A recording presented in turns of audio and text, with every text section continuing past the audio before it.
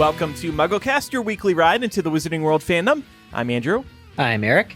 Micah. I'm Laura. This week's episode of MuggleCast is a mailbag. Listeners wrote in with their feedback about recent episodes, and we have a new topic to introduce as well. And we are also joined by one of our Slug Club members from our Patreon, Pablo. Hey, Pablo. Welcome to the show. Hello, guys. Thank you so much for having me. This is great. It's great to have you. We've come to know you pretty well, Pablo, because Laura, Micah, and I attended one of your virtual classes. You're a teacher, right? Yeah, I'm a high school teacher right now, and thank you so much, guys, for chatting with my class about fandom culture and creating content. They were awesome. Yeah, it was very cool. A lot of good questions. They loved you. And so tell us about yourself. Where do you live? I live in Guadalajara, Mexico, and I'm a teacher. So, yeah, and I'm also like a film blogger, a podcaster, and I like all of this fandom culture stuff. Awesome. What's the name of your podcast? I have a Harry Potter podcast. It's in Spanish, but it would translate to Quarantine 9 3/4. We started during the quarantine. And Cuarentena 9 3/4 in Spanish. And we just chat about random stuff. And I have to say that MuggleCast was a huge inspiration to that's put our voices out there. So let's get your fandom ID, Pablo. Of course. I became a Harry Potter fan in 2001, 2002, a while ago. I didn't see the movie in theaters, but I remember vividly going to my friend's house. Her name is Maria Jose. I went to her house for like a barbecue grill. Our parents are friends. So I go there. Keep in mind, I was like 5 or 6 years old, and my friend is nowhere to be seen. So I asked her mom, "Oh, where is she? Where's everyone?" And they tell me, "Oh, they're upstairs watching a movie." I go upstairs, and my friend and her siblings are watching Harry Potter and the Philosopher's Stone right in the Quidditch scene. So I remember sitting down, and everything went downhill from there. You mean uphill? Yeah. So you were just really blown away by the Quidditch scene, it sounds like? Yeah. Yeah, cool. And I had to find out what this Harry Potter stuff was. And here I am almost 20 years later. You said, "This sport is ridiculous. What do you mean it all rides on the golden snitch? I don't get it. I'm fascinated." Yeah, next thing I know is like I'm learning how to read just to be able to read Harry Potter. Aw, that's great. Yeah. And my favorite book is Goblet of Fire. I just love the world building that happens in that book. My favorite movie is Prisoner of Azkaban. Gotta support my friend Alfonso Cuarón. Yes. Hogwarts House, Slytherin, proud Slytherin, and Ilvermorny, it's Horned Serpent. Okay. And my Patronus is a fox.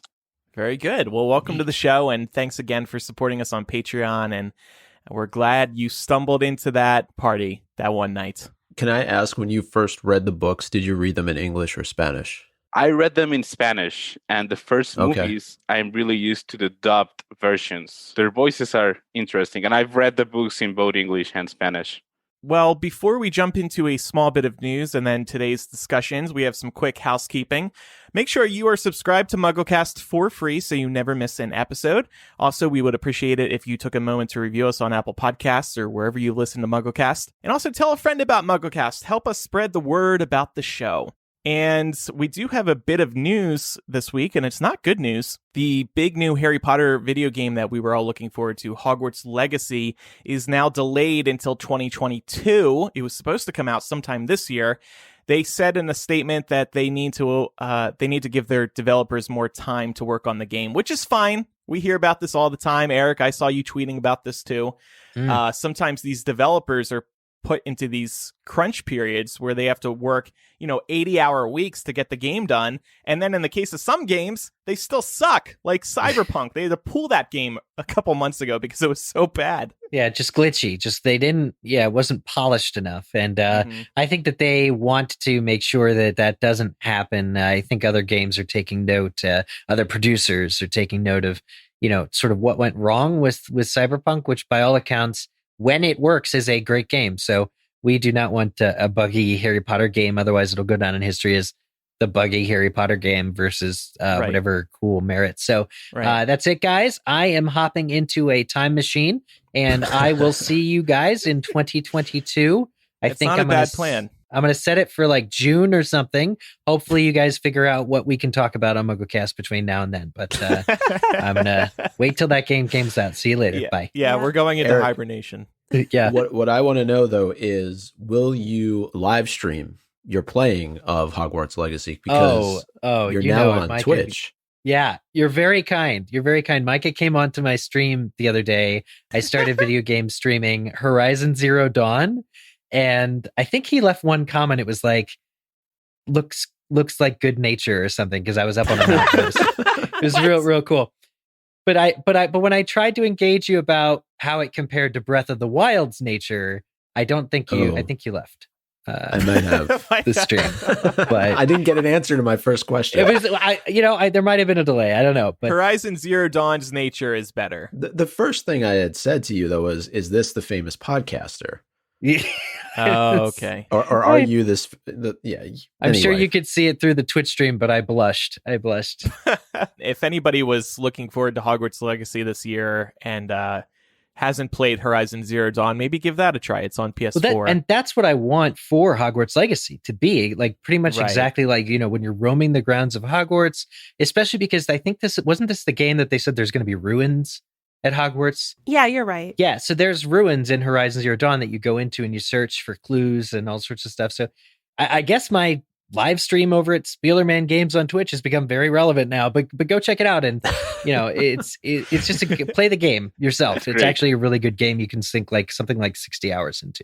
So this does basically mean we have nothing to look forward to this year that we know of, other than Andrew. in the world of Harry Potter. Pep up the audience. We want you all to come back to MuggleCast. We're going to be having a lot of fun here and creating new content here, but officially there's just not going to be much new content other than Order of the Phoenix Illustrated Edition, which is supposed to come out later this year in Part 2 one. parts if Eric gets his way. Yeah. We made the same joke. Because I know you're thinking it. I can't not think it anymore. I now. know. Thank you. But it's wrong. It's wrong. Anyway, he admits it, finally. All right, 2021. He's finally turned the corner on that. So before we get to emails, when we do these Muggle Mail episodes, we like to introduce a new discussion topic to keep things fresh. And this year will actually mark the 20th anniversary of Sorcerer's Stone hitting movie theaters. 20 years since Pablo walked into that bedroom and saw Quidditch for the first time and fell in love. So we will celebrate Sorcerer's Stone's anniversary more later this year. But for now, today we're going to talk about the best character introductions in the Sorcerer's Stone movie. Micah, you and I actually have the same character. We do. Not only is it our introduction to these characters in this movie, and in a lot of cases, it's our introduction to them for the entire series. So I chose Ollivander, and I know I gave him a hard time a couple of episodes ago about possibly changing his business slogan as a New Year's resolution. Yeah, that was offensive. I don't know about that. But yeah, Ollivander, first off, what other character has the introduction that he does? I mean, the man comes in on a rolling ladder right into the scene. For Harry, it's interesting because he knows Harry's there without even seeing him. He makes a comment about, "I was wondering when I would see you, Mr. Potter." Andrew, I know you're going to go into some of this, but it's just a really great moment for Harry to finally get his wand. And, John Hurt does an amazing job in the role of Ollivander. Yeah. And the reason I thought this was the best character introduction is because this is the first scene in the story where Harry's magical abilities are actually celebrated and uninterrupted. The first time his magic causes chaos at the zoo, and then the letters arrive and it causes mayhem at the Dursleys, and then they run off to that shack, and then there's more mayhem when Hagrid arrives. But then with Ollivander, after he slides along those wand shelves, we get this pure, quiet, and simple moment that showcases Harry's abilities and the greater possibilities of the wizarding world. And there's that iconic shot of the correct wand springing to life as it enters Harry's hand. And I think it's badass to see Ollivander correctly guessing that the brother of Voldemort's wand would be Harry's. He knows what's up, and that's why he needs to be working in that shop, Micah. # don't fire Ollivander. He's so memorable, and it's also one of the few characters that has just like a very moral gray area, because he's sort of complimenting, maybe not sort of, Voldemort at the same time, by saying that Voldemort did great things, terrible things, but great. And it's just a weird first introduction, like for Harry to the wider wizarding world, to have this proprietor of this shop be like, yeah, Voldemort did great things. Yeah. I'd like to think pretty interesting. that instead of Ollivander knowing it was Harry during that summer, I'm sure he was counting down like, oh, this is the year that Harry Potter is supposed to show up here. And he just rolls into the ladder with every new customer. I wondered when never mind. Yeah. I was watching the scene last night and I was like, really? You didn't know when he would be showing up? I mean, you can do the math, can't you? Ollivander's also the first real wizard that Harry gets an introduction to. No disrespect to Hagrid, but I just feel like that interaction, like, wow, Ollivander's this old, wizened individual. Yeah. And you just feel the magic in that scene, really, for one of the first times. Right. And before that, we also encounter Quirrell, but that guy's a weirdo and he's all nervous. It's just very awkward. But to your point, Micah, this is the first wizard who seems to have his ish together. Poor Hagrid. Jeez. I feel like I'm really going to have to talk Hagrid up here in a moment because this is slander. No, I don't. Well, it might be, in your opinion. I don't think anything that was said was particularly untrue, right? But I'm talking about another real wizard for my introduction. So we get introduced to Lord Voldemort. Is absolutely the coolest, best character intro for me. It will not soon escape my nightmares thinking about the unraveling of the turban when Quirrell is standing in front of the mirror of Erised. Now, whether Voldemort, I mean, the backstory that we got, the flashback that when Hagrid was telling Harry about Voldemort killing his parents, we did get that little bit of a intro of the hooded figure. So it's been built up for so long. And then to suddenly see and have that amazing shot of the cameras focused on Quirrell, but in the mirror, you see the reflection of Voldemort and Voldemort is addressing Harry. It's just the coolest, like the initial reveal and then the whole conversation and the way it's shot, the way how awkward and evil and sinister it is. It's not going to be topped. That's the creepiest that Voldemort has ever been. Yeah. Agreed. All right, Laura, defend Hagrid. First of all, Hagrid is a real wizard. He was disenfranchised because of his background. But I really think that Harry's introduction to the wizarding world mattered. And I think there was no one better than Hagrid to provide that introduction because you need the right combination of kindness and straightforward truth-telling. And Hagrid gives that to Harry. And Robbie Coltrane gave that to us in this scene in the movie. What I love about Hagrid's introduction in the Sorcerer's and Philosopher's Stone movie is that it's staged just like it's jumping off the pages of the book. Everything about it was just so perfect. I remember initially seeing this in the trailer when I was like 11 years old and I was seeing the trailer in theaters. I remember like my heart fluttering a little bit because it was like, oh my God, this is exactly like the book. And I think this is actually one of the accomplishments of Sorcerer's Stone as a movie. It's not my favorite movie in the series by far, but it does a really good job of establishing character. And I just think that's true for Hagrid. He's really Harry's ferry into the wizarding world. And if this had not gone, like, think about this, it could have gone real creepy. Like a middle-aged dude shows up at your family's cabin and is like, hey, you're a wizard, you're coming with me. You know, had they not played that right, it could have been weird. Yeah. I like the term, using the term fairy when it comes to Hagrid. That's exactly right. Yeah, I mean, he literally did. And then he took him across to Hogwarts too. So on a boat, so he ferries him across the water. And he makes great cakes. Yeah. Oh, and that was so sweet. This claim is disputed. And then Pablo, best character intro in the movie? I have to go with Hermione. And this has a lot to do with the fact that the most iconic lines in the Spanish version of the movie are in that Hermione introduction. If you guys ever see it, she says to Harry, like, what would translate to, "Oh, boiled snails, you're Harry Potter." It became an iconic line, and please back me up, any Spanish speakers that have seen the movies. Boiled snails. Yeah. Jeepers creepers. Yeah, and in terms of storytelling, you can immediately tell what Hermione's character is like. And it's really interesting how she is not immediately like Ron. She's like challenging them in a good way. And I've always wondered, how does Hermione know that Harry is Harry Potter? Because she's the brightest witch of her age. Oh, the scar, the glasses, I guess. But I guess there's not many photos of him out She there. took the time to do a lot of research about the Wizarding World before going to Hogwarts. Oh, props she for that. definitely did. Yeah. Yep. All right. Well, we decided to ask our listeners this question as well. But before we get to those answers, it's time for a word from our first sponsor this week, Quip.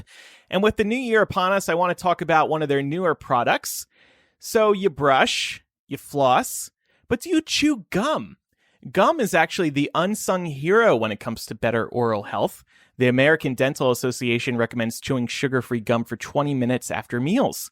I love grabbing a piece of gum after lunch or when I'm in the car to freshen up my mouth for the rest of the day. It was only a few short years ago that Quip reinvented the toothbrush for the modern age, and they've done it again, this time for chewing gum.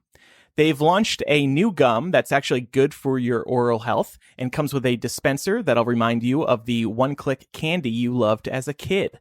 Quip gum can help prevent cavities and freshen breath when chewed for 20 minutes after eating. It's sugar-free and has a tooth-friendly xylitol with 0 calories. And to satisfy your taste buds, Quip added a long-lasting mint flavor and crunchy tri-layer design. It comes in a slim, travel-ready dispenser, plus you can add a gum refill plan for a gift that keeps on giving all year round. It's not a substitute for brushing and flossing, but this is great support for your oral health. Pair it with a Quip electric toothbrush for adults and kids, refillable floss, and more great products. And if you go to getquip.com/muggle right now, you can get a free plastic dispenser with any refill plan. That's a free dispenser at getquip.com/muggle, spelled GETQUIP.com/muggle. We will also have a link in the show notes. Quip is the Good Habits Company. All right, so some of our listeners chimed in as well. Favorite introduction in the Harry Potter movies? Alice said, I love Dumbledore's introduction in the first scene. It was very mysterious. It just drew you in with the magic of the Deluminator. And of course, the wonderful music. Still gives me chills. Robbie says, Fred and George, honestly, woman, you call yourself our mother. Just loved that they were introduced with a joke. Yeah, so That's a good point. perfect. Yes, agreed. Well, Laura, you have a friend in Joshua who says it has to be Hagrid. I mean, come on. That entrance is classic and legendary. We knew who he was from 3 miles away, and he looked like the epitome of what I had imagined in my mind when reading the books. This entrance, followed by the entrance in the Hut of the Rocks at Sea, best impact. Oh, he made impact with that door, that's for sure. When the bike landed on the sidewalk at Privet Drive. I was going to say, I know I did give kudos to Ollivander for his sliding ladder, but Hagrid on a motorbike may top that. Yeah. Amanda, Pablo agrees with you. Hermione's was pretty great. You definitely get the bossy pants vibe right away. Yeah. Cherry said, Hermione. I love when characters aren't immediately likable people. It makes it easier to feel immersed in the world because it's written in a way that doesn't try to make everyone perfect in their own way. It feels more grounded in reality despite being in a fantasy world. Oh, great point. Caitlin says, Dumbledore, how he comes out of the mist, performs a weird bit of magic. It seems like he makes the streetlights go out with a cigarette lighter, and then calls a cat professor. Intriguing, magical, and cat. Right.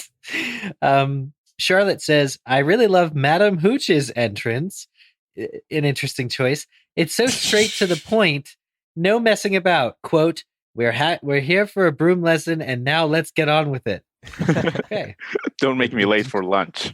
Let's give Madame Hooch her due. That was a cool entrance. She's all right? business. Yeah. She's got things to do. She wanted to get back to her lady friend Sprout. Yeah. Right. Oh, yeah. Sprouts to see. Oh my gosh. Nicole says, I have to go with the title character. Beyond the initial shot of baby Harry, we see Harry under the stairs playing with his little knight, then have Dudley jumping all over him and Aunt Petunia shouting at him to get up. As a kid seeing the movie, it was just like reading about Harry for the first time. And finally, Luke said, Mrs. Weasley is my vote. With her interaction, Harry may have never made it onto the Hogwarts Express. Additionally, that indirectly started the bond between Harry and Ron after Ron joined him on the train in his section. Good point. Mm-hmm. And actually, I want to make one more point about Ollivander. His intro is so iconic. That whole scene is so iconic that they replicate it hourly at the Wizarding World theme parks. When you go through the wand experience, the Ollivander there picks a kid and the whole thing happens. He slides on the wand shelf. Things blow around, things light up. It's that scene is so iconic that they wanted to replicate it in the parks, and everybody gets chills, I think, when you're in that room. Andrew, when you went, did the person slide out and say, Andrew Sims, I wondered when I would be seeing you? Yes, and then I filed a restraining order. I was going to ask, do they only pick a kid out of the audience, or every now and then do they Pretty pick much. a rando adult? So it's really weird for everyone. You can leave a good word in with the employees about if it's your birthday or something. Yeah, I think they'll give you priority then, but I think they lean for the kid. I think part of the goal is to get the kid to actually buy the wand.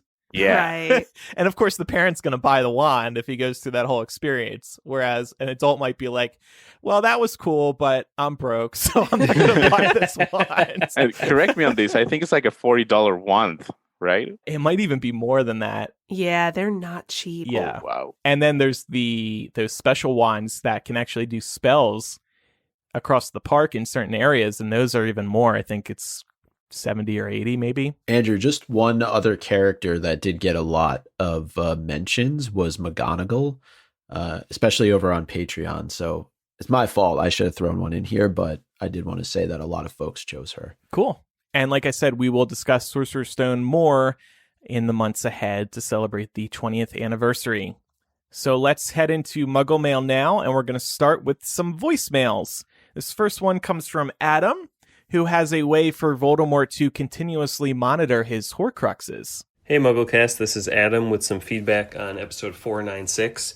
You guys talked about Voldemort needing to check in on his Horcruxes every so often, but I think a better solution would just be to adapt the magic of the Weasley family clock into a watch. Mm-hmm. That way he can just check his wrist, see if a Horcrux is lost in transit, at school, or in mortal peril. A lot easier than checking the locations every month. And then I wanted to share two lines, the ones that fans say out loud.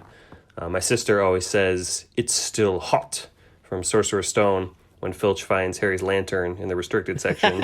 And then I'm a big fan of "It's going to be a bumpy ride" from Prisoner of Azkaban, the Shrunken Head on the night bus. Appreciate all you guys do. Keep it up. Yeah, we had a lot of fun with that discussion last week. We're definitely going to turn that into a recurring mini segment because there's so many options, and doing those impressions is so fun. Mm-hmm. But that watch idea is a great idea, too. It's a good one. Yeah, that's hilarious. Though Voldemort doesn't strike me as a jewelry type of guy, but maybe to save his life, it'd be worth it. Yeah, snakes don't really wear watches. Yeah, I don't think he would be wearing it because he would think of it as such a muggle trait, but he could find a way to just keep track of them with, like, I don't know, a magical parchment or something. Yeah, more of an alarm system that really just notifies him. Like, something like that. What if he got tattoos of each of them and then, maybe when it would touched. burn like the dark mark if something was wrong with it. but he's got too much of an ego to actually bother to keep track of them, right? That's like half the point. He thinks he hid them very well. Yeah. Okay, this next one is from Sylvia, and she wonders about the spouses of teachers. Hi, MuggleCast. My name is Sylvia, and I've been listening for about 2 years now. I just had this quick thought that I wanted to share with you. I don't really know if you guys know the answer to this, but I was rereading the Harry Potter series because I'm an avid fan, and was just wondering, do the Hogwarts teachers and staff, if they have spouses or children, do they live with them at the school? I wouldn't be surprised if some of the teachers had partners, and it wouldn't surprise me if they didn't live there with them, but you never hear about them in the books. I just had this question.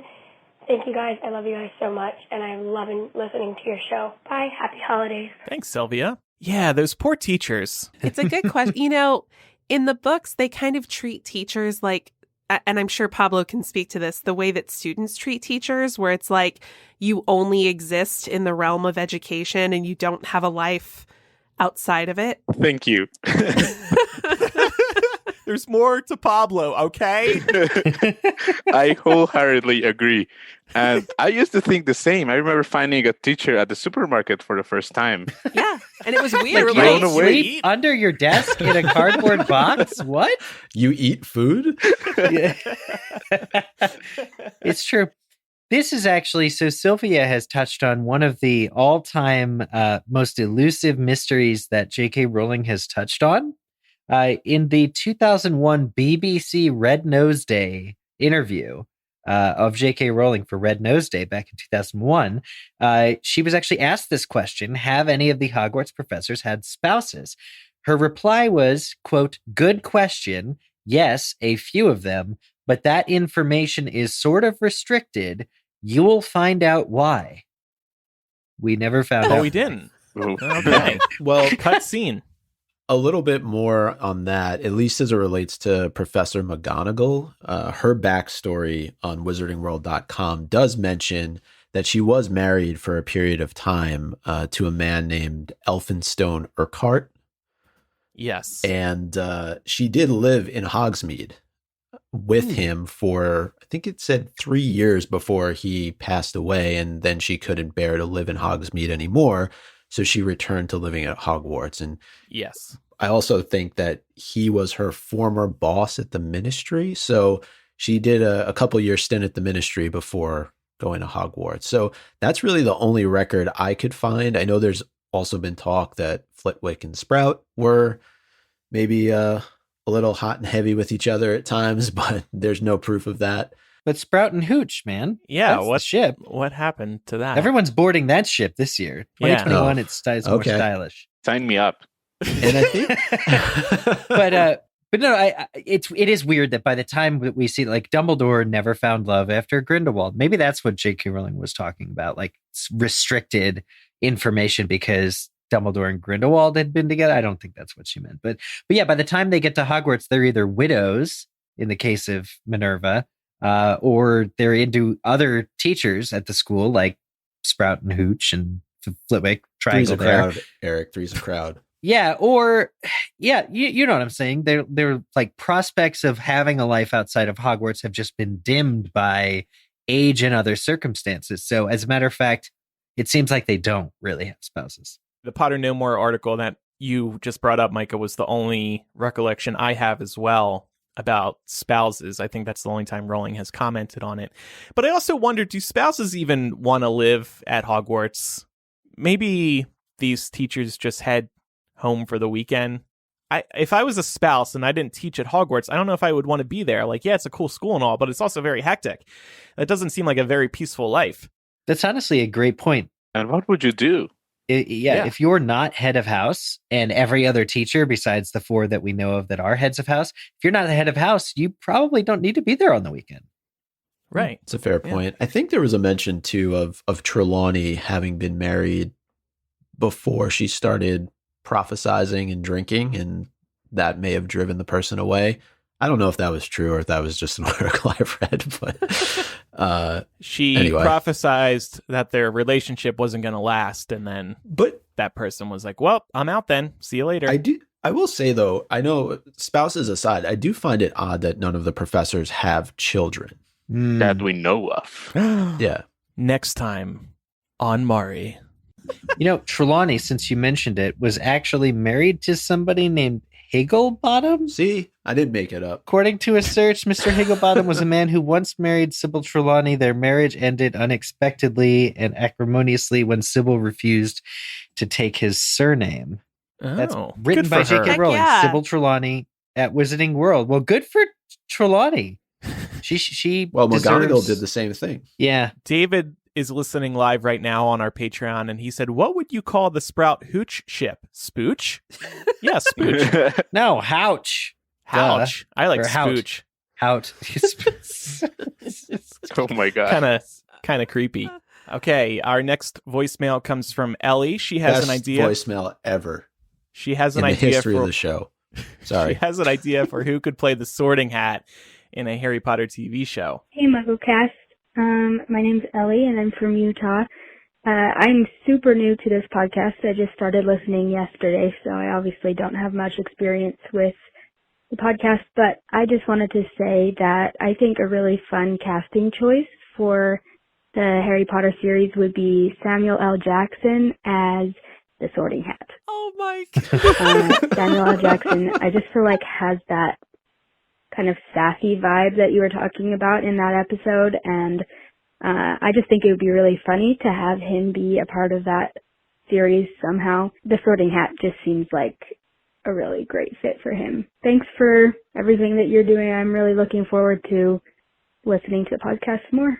Welcome to the show, Ellie. And I get, she said she's a new listener, so she doesn't know. We spoke about this on the news about a year or two ago. He did actually audition to be the Sorting Hat. And I have the audition tape. Do you guys want to hear it? Yes, please. Yeah. Yeah, here it is. Enough is enough!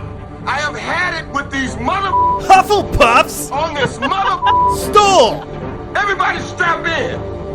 I'm about to open some windows. I'm just imagining like how he would deal with hat stalls. Oh, yeah. Being like, just pick one. Just pick one and go sit down. Choose wisely, Mother Ever. Get out of here! Go sit your ass down. All right, this next voicemail comes from Morgan, who responded to our plot hole episode. Hi, MuggleCast. This is Morgan calling. I know it's a couple weeks after your plot holes episode, but there's been one small plot hole in Deathly Hallows that has always bothered me, and I wonder if anyone else has noticed it. When Harry goes to Grimmauld Place to hide out from the Death Eaters after the wedding, he stumbles on the note that Lily sends to Sirius. And in that note, she mentions that Wormtail had visited them, and it says, quote, "Wormy was here last weekend. I thought he seemed down, but that was probably the news about the McKinnons." Then later, when Harry is thinking through this note, he wonders if Wormy was here meant that, quote, Pettigrew the traitor had seemed down, had he? Was he aware that he was seeing James and Lily alive for the last time? But this note was sent as a thank you card to Sirius for Harry's birthday. Harry's birthday is July 31st, and the Potters didn't die until October 31st. That means that there is a 3-month gap between when this card was sent and when the Potters died. So why would Harry think that Peter was seeing James and Lily for the last time? Super small point, but something that's always bothered me. I don't know. What do you guys think? Let me know. Thanks so much. Bye. That does seem like a big time gap, and thus a big plot hole. Yeah. Harry can be a little dramatic sometimes, though, so it could just be him projecting. Mm-hmm. My question would be, though, when did the Potters actually go into hiding? Because that could maybe have influenced what Harry thought about Wormtail seeing them for the last time. Like, they didn't just go into hiding the day before Voldemort showed up on their doorstep. Right. I don't think there's like a specific month from what I see Googling. It's just around autumn. It's a good question, though. Yeah, it is. And I think we're stumped because it probably is a significant plot hole. So good job, Morgan. This next one comes from Vicky. She has another plot hole for us to discuss. Hey there, this is Vicky from Washington State, and after listening to the last podcast about plot holes, which I have seen so many, of course, but I just choose to try to find a justification for them and figure out a way that they're okay. But one of the things that always got me after I read it the second time was at Deathly Hallows, the whole taboo of Voldemort's name is, why didn't just wizards go around and just blast his name all over the Muggle world and just put it on billboards, on the side of buildings, And then everybody would be saying it constantly, and the Snatchers would just absolutely be going crazy and have no way to tell who to go to, what to do. Anyway, that's always the thing I think of when I get to that part in the book. Love the show. Have a great day. It's a good idea. Overwhelm the system. I agree. Although I could see them not wanting to potentially put other people in danger. Oh, that's true. I could see the Snatchers like popping up in like a Muggle mall somewhere and then being angry and like hurting or potentially killing those people. Like I can see the wizarding community, at least the good side, not wanting other people to potentially be collateral damage. But be brave. Stand up to them. Say his name. Confuse them. Overpower them and win. I think it works though because there's only a handful of people that have balls enough to say his name, and those are the people that Voldemort wants. Yes, right. First time we've ever used that word on the show. Sorry, how about Stones. Snitches. Gobstones. Quaffles. Whoa. That's... Laura, take us out of this mess. Okay, so we're going to move on to some emails we got. This first one is about our lines that we say out loud discussion, and it looks like it's from you, Andrew. I think this is cheating. Huh? It says, "Hi, MuggleCast. This is Andrew, host of MuggleCast. First-time emailer, long-time listener. After recording last week's episode, I remembered a Potter line that I use all the time. It's, 'We'll manage,' said by Molly Weasley. I say it when I'm facing a difficult situation or sometimes sarcastically when it's not a hard situation, but I want to pretend like it is. Thanks." Yeah, agreed. We'll manage. I always say it like that. We'll manage. Yeah. You know what's funny is I've started saying morning every morning when I go downstairs after we did that episode last week. So it's definitely starting to grow on me. And do people give you a weird look when you do that every morning now, or how does that go? I kind of just say it to myself. Oh, I see. Mm-hmm. You say it to your MuggleCast Micah mug. winks at himself. Yeah. In the mirror, yeah. I bandage my ear too, just to get into the real feel of things. Mm-hmm. Yeah. I just say blimey every now and then. Blimey. Yeah.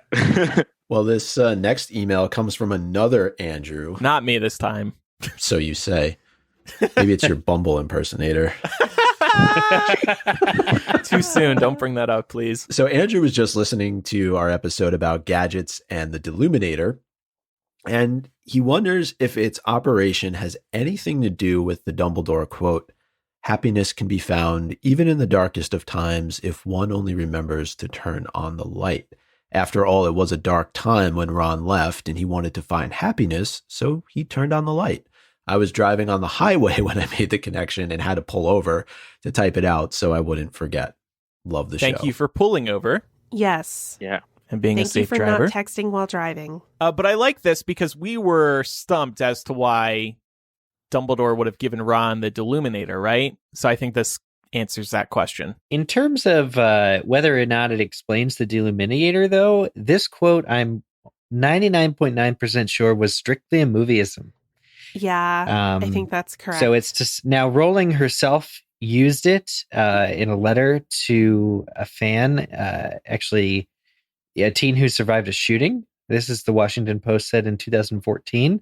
So Rowling has appropriated the quote and used it, but I think that originally it was strictly a movieism. So the reason I make that distinction is that in terms of like using it to explain the Deluminator might not have been intentional by the author, but I think it can certainly help contextualize our understanding of what exactly it does. And certainly that movie, Prisoner of Azkaban, the line was delivered by Gambon,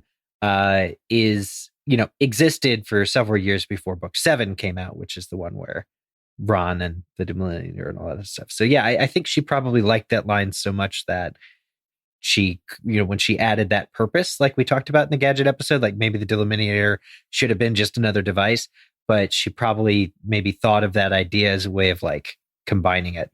So pretty interesting stuff. Yeah. Mm-hmm. I'd like to think, just a quick note, that this quote also exists in the movie to establish Michael Gambon as a new Dumbledore and a likable new Dumbledore. So if you give these new actors such a strong line, it's going to help the audience. Agreed. I think that kind of thought is a good way to look at life too, isn't it? Like, you got to remember to think positive. That's what's going on. I agree. I mean, here. Seeing the way the fandom has, I have friends with this on their wall, and it's, in a typeface and a font that's really like, there's like a starry night, and then this quote is over a mountaintop, and I'm like, okay, there's something to taking the quote for its merits. Right. So next email comes from Kristen Haynes. I'm constantly listening to the Harry Potter audiobooks, and my last go-through of Goblet of Fire, I had a thought. We all know Bellatrix and others tortured Neville's parents for information about Voldemort after his downfall. What was the information? Do you think it had anything to do with the prophecy? Since the prophecy could have referred to Harry or Neville, why did Voldemort go after Harry? Just because Harry was like him? Did he convey this reasoning to the Death Eaters? Since the second part of the prophecy was not heard by the Death Eaters, maybe they figured they needed to hear the rest. Did Frank and Alice Longbottom know they were at risk too? What information could Frank have gotten from being an Auror? How cool of a backstory episode would this make on the Harry Potter TV show? Thanks for always putting on an awesome show. 2 weeks without you, and especially these last two, felt like forever. Aw, long-time listener. P.S. Bring back MuggleCast Live once COVID is over. We're trying, Kristen. We're trying. Lots of questions. Yeah. Where to start? Dumbledore would be like, hey, Frank and Alice, by the way, BT dubs, I have intercepted information that Voldemort has that you might be targeted. I feel like it's Dumbledore's responsibility to warn Frank and Alice as much as it was the Potters. Yeah. And I think to your question about why did Voldemort go after Harry, Dumbledore posits his theory on this. And it's exactly what you said, because Harry is so similar to him that Voldemort, because he was able to see himself in Harry, automatically marked Harry as his equal. Bit of an egotist, that Voldemort. Yeah, just a little bit. Yeah, but it does seem odd that Dumbledore didn't do anything to protect the Longbottoms after Voldemort's downfall. I know it took a while to sort of round up the Death Eaters, but this sort of torture happened after the fact. So it begs the question, knowing that they were the other option for Voldemort, and surely Voldemort passed that information along to his Death Eaters, why more wasn't done after James and Lily were killed to protect the Longbottoms. Exactly. Seems like another security nightmare. This is where his security nightmare issues begin, Andrew, I'm convinced. Yeah, it costs lives, livelihoods. The next one is from Katya. They write in because they've been on the lookout for plot holes after our plot hole episode. They said, I was watching Philosopher's Stone a few days ago and got to thinking while watching the scene where Hagrid takes Harry to Diagon Alley for the first time. In both the book and movie, Hagrid taps on the brick wall behind the leaky cauldron to access Diagon Alley with his umbrella. Harry does the same in Prisoner of Azkaban with his wand, tapping the brick wall, so we know that you need your wand in order to open up the wall. If that is the case, and Hagrid isn't supposed to have his broken wand, why doesn't anyone question him accessing Diagon Alley via the leaky cauldron? I recently listened to your plot holes episodes. I've been on alert. That's a great question. And also, how do wizards who are their first time in Diagon Alley who haven't bought a wand yet, how do they get in? Well, I would think, and I thought about this question, that Hagrid is really well known in the leaky cauldron, so much that Tom asks him if he wants the usual. So I'm sure he's like, oh, I'll let it slide. It's my friend Hagrid. Like when you know the bouncer. Yeah. And I think, wasn't there also something about Muggle-born wizards? They get like an escort to Diagon Alley for this reason. Oh. I don't know that it's an escort in the way that Hagrid escorted Harry, but I think that for Muggle-born parents, Hermione says something like, it gets there's either supplemental letters and a writing explaining it, or maybe somebody like Dumbledore comes out and explains the situation to their parents. I think someone shows up. I've heard that as well. I agree. You know, when I was watching Sorcerer's Stone last night, I was kind of laughing because there's that scene in Diagon Alley where Harry goes, "I still need a wand." And Hagrid goes, "A wand?" As if it's news to him that he's going to need a wand at Hogwarts. Oh, yeah. And then he's like, well, we have to go to Ollivander's or something, like as if there was another choice. Right. Yeah. I love that movie. It's just little moments like that. You just have to laugh. That's not something I've heard. I'm not keeping one in my umbrella. No. This got me thinking, though. Do you think, though, that that's why J.K. Rowling did put Hagrid's wand inside an umbrella, just so it's something that matches his size a little bit more? It would be weird to see him just kind of standing there as a half giant, like tapping the wall with a regular wand. Yeah. Instead, he has this big umbrella that he uses, and it, I don't know. No, you're right. It matches him a little bit better. Right. It'd be weird to see him holding such a small object. By the way, shout out to the Sorcerer's Stone DVD. In order to access the deleted scenes, you had to enter a code with a virtual brick wall. My that God. was the best. If you didn't have patience for that, all you had to do instead was grab the Sorcerer's Stone VHS and just fast forward to the end of the tape, and the deleted scenes were right there. Yeah, those menu games. I'm confident there are still features. There are still features I haven't seen because I can't get through some of them. Yeah. Was the wall also behind the secret door on J.K. Rowling's site years ago? I feel like that was one of the puzzles you had to solve. The bricks. I don't think. Maybe. I can't remember now. Yeah, I don't remember. That site was great. Do you guys remember the Fly flying around? The Fly, classic. Young kids will not know what we were talking about. Our next email comes from Wyatt, who had a grim dinner chat with his parents. He said, during dinner a few nights ago, I asked my mom and dad, could the veil destroy a Horcrux? And they didn't know. Now I was wondering if the veil could destroy a Horcrux and what would happen if someone did throw one into the veil. I like this visual of Harry just like yeeting the tiara through the veil. Right. Or the diary, like all this work that went into destroying these things. He could just toss it through the veil. I think that's a good point, Wyatt. Could have worked. Just emptied his backpack. Serious catch. Oh. Well, it would either work, judging by what we know about Sirius was never able to return from the other side of the veil. We never heard from him again. It would either work to destroy the Horcrux, or it would put the Horcrux permanently out of your reach. Yeah, good luck getting it out of there. A heck of a risk, honestly, and not one that we should be comfortable taking. Because if it didn't destroy it, it would just be back there where no living thing could go. Excellent point. Excellent point. Yeah, but then if Voldemort decided he wanted to utilize it, would he not spawn on the other side of the veil? And then wouldn't he just be trapped there? Hard to say, because presumably the veil, between life and death, souls still pass through into the afterlife, their souls. So if you have a bit of soul that's on the other side, you'd be almost perfectly protected. Like you said, he could hide one back there and it would be perfect. Yeah, but he doesn't have a soul. Well, he has pieces of, a Horcrux is a piece of soul, right? Yeah. How about just pushing Voldemort through the veil? Yeah, he'd still be around, but he probably wouldn't be able to come back. And I don't know. If anyone can figure out how to get to the other side, it would be Voldemort, though. Wyatt asking the important questions over here. Good one, man. Yeah. Keep your thinking cap on. That's some good stuff. You could just see Sirius on the other side, he's wearing the tiara, drinking from the cup, he's got the ring on his finger, reading out of the diary. Just shouting at Voldemort, "Welcome to the afterlife."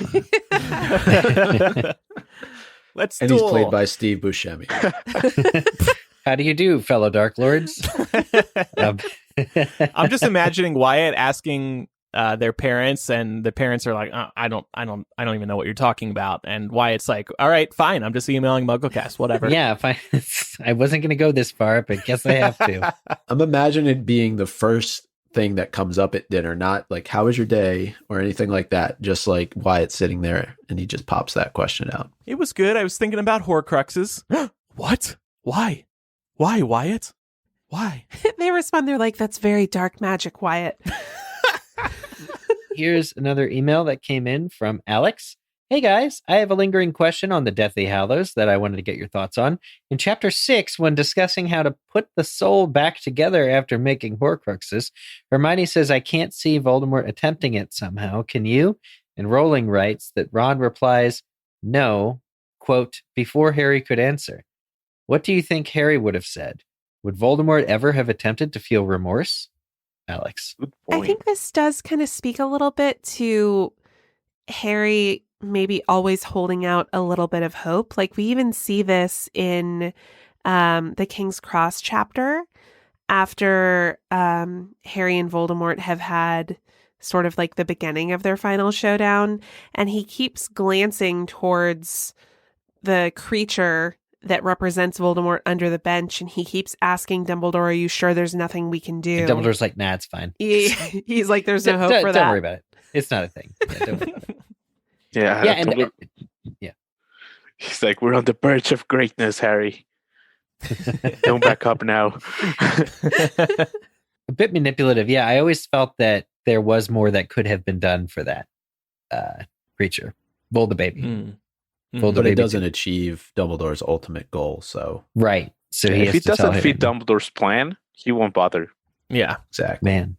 Not even the Dumbledore in Harry's head is forgiving. He's just ruthless. All right, we have a couple more good voicemails to go, but first, we have a word from our second sponsor this week, MeUndies. One thing that got us through this past year is love, and of course, as we talk about here on the show, the power of love is taught in the Potter books. Despite everything, we found new ways to match our daily lives together with the ones we love most.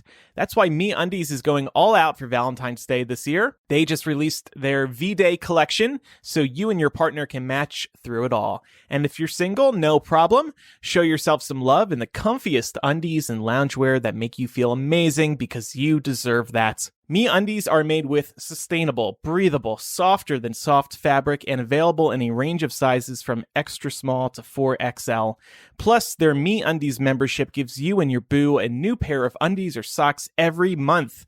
Members get discounted pricing on everything MeUndies makes, as well as early access to major print launches. And their Harry Potter line is still available. Grab the comfiest Gryffindor, Hufflepuff, Slytherin, or Ravenclaw undies or loungewear that you will ever own. And to entice you further, MeUndies has a great offer for our listeners. For any first-time purchasers, you get 15% off and free shipping. MeUndies also has their problem-free philosophy. If you're not satisfied with any product for any reason, they'll refund or exchange it. No caveats, no questions. To get your 15% off your first order and free shipping, go to MeUndies.com/MuggleCast. That's MeUndies.com/MuggleCast. Pick up those Harry Potter prints. You will not regret them. They are very cool. Our next email comes from Rachel, who says, I know a lot of people hate that Harry ended up being an Auror and not the Defense Against the Dark Arts professor at Hogwarts.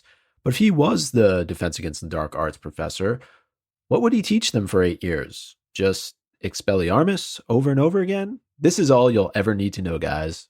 Trust me. And people would believe him because he defeated Voldemort. True, but I think Harry would do more than that. I know Rachel's just joking, but he's experienced. He'd be like, Expelliarmus, and surround yourself by people that are brighter than you.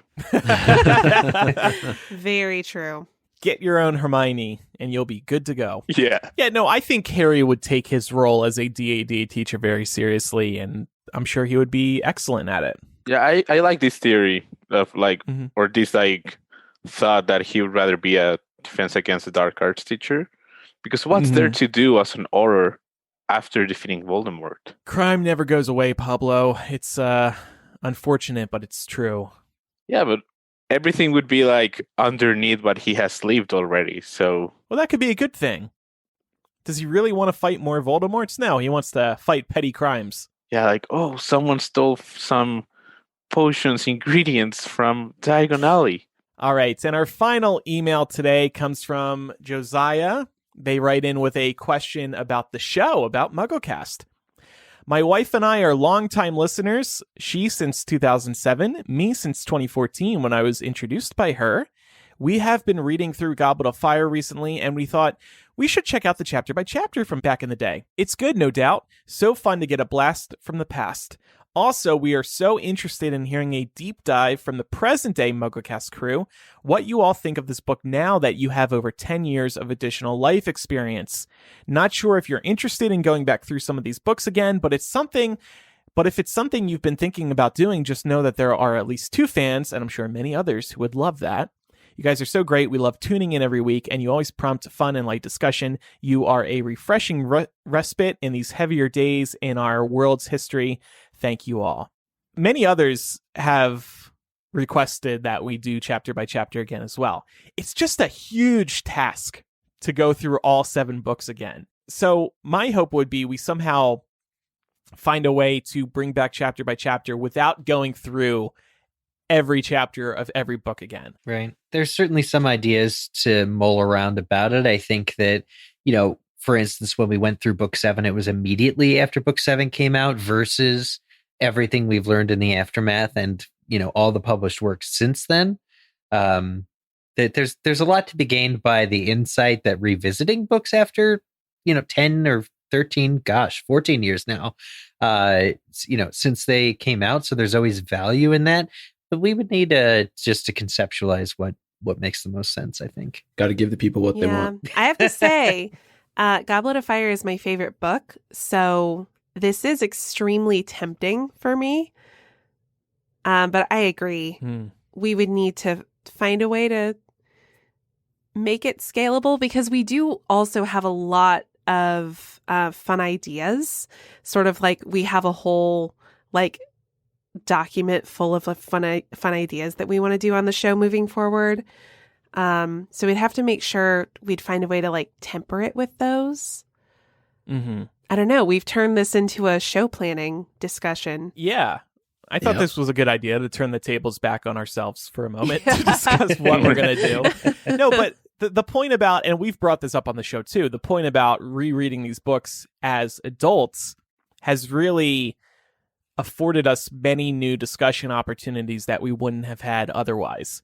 So it's an excellent point that rereading these books and doing by chapter again on the show would yield many more of those discussions that we were enjoying while reading Order of the Phoenix and Half-Blood Prince.